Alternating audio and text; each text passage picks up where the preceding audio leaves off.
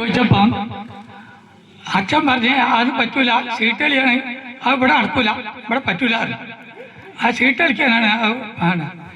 അപ്പം ഞാൻ പറഞ്ഞു ഒരു സീറ്റ് കളിക്കില്ല, അത് ചെറിയൊരു ക്ലബിൻ്റെ രൂപത്തിൽ ഉണ്ടാക്കിയിട്ട് അവിടെ ഒരു വായനശാല ഉണ്ടാക്കാനുള്ള ഒരു പദ്ധതിയാണെന്നൊക്കെ പറഞ്ഞു. അപ്പോൾ അച്ഛൻ പറഞ്ഞ് ഞാൻ ആ കുഞ്ഞുകുട്ടിയാക്കനോട് എന്തോ നെല്ലെന്തോ കൊടുത്തിട്ട് വാങ്ങിയ സ്ഥലമാണ് നമ്മളെ കുഞ്ഞുകുട്ടിയാക്കല്ലേ, ഇവിടെ താമസിക്കണേ മീൻകാരൻ.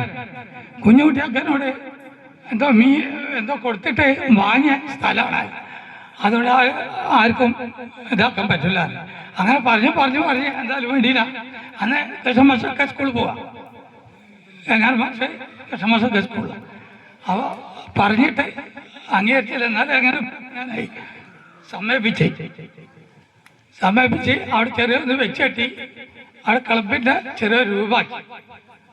അപ്പോൾ അച്ഛൻ പറഞ്ഞു അവിടെ കളി സീറ്റളി പാടില്ല, ഞാൻ സമ്മതിക്കില്ല, അടിച്ച് പുറത്താക്കും, മറ്റാക്കും. ആയിക്കോട്ടെ, സീറ്റുകളൊന്നും ഉണ്ടാവില്ല. അങ്ങനെ വെച്ചിട്ട് കൃഷ്ണാടനായിട്ട് ക്യാപ്റ്റൻ സമ്മാനിച്ചു. കുറെ കാലം ആ വോളിബോൾ കളിച്ച് മത്സരമൊക്കെ നടത്തി. ചില ടീം ജയിച്ച് അതിനെന്തോ നാടകത്തിൻ്റെ പേര് കളിയല്ല കല്യാണം. അപ്പോൾ ഇവിടുത്തെ കുട്ടിയൊക്കെ തന്നെ പരിപാടിയൊക്കെ നടത്താം, വിട്ട് നാളെ കൊണ്ടുവരണ്ട എന്ന് പറഞ്ഞ് കമ്മുക്കോയ മാഷ് ഒരു അഭിപ്രായമായിട്ടപ്പോൾ ആ ശരി എന്നാൽ അങ്ങനെ ചെയ്യാന്നാണ്. അങ്ങനെ ആ കളിയല്ല കല്യാണം, നാടകത്തിൽ നാരായണൻ, ഞാൻ, എങ്ങാനും മാഷ്, പിന്നെ ഞാൻ, കമ്മുക്കോയ, ഇവർ എല്ലാവരും അതിലുണ്ട്.